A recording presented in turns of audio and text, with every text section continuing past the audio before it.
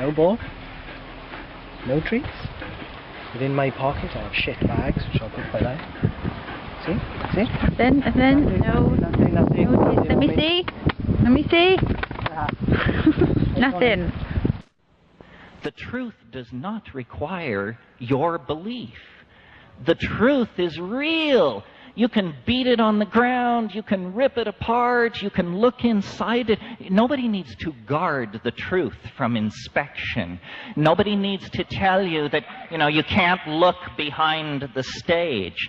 And so my motivation is to try to, number one, bring people to the realization that the spiritual path, if you want to think of it that way, that is a real thing, and it will carry you to the real thing.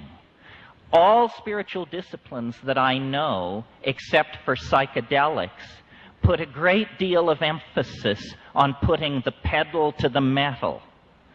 Push, push, push, meditate, make offerings, do mantrayana, do pranayama, do puja, push, push, push.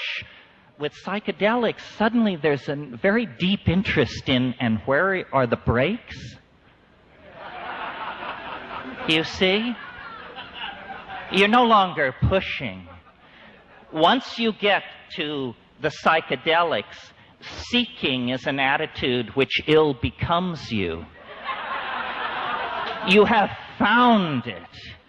You have found it. Now, what in the hell are you going to do with it?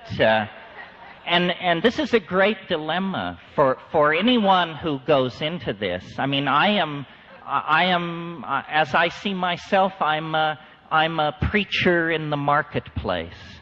But I know, and I'm sure most of you know, that I could walk out of here, you could walk out of here, and you could go as far as your courage would carry you. There is no barrier.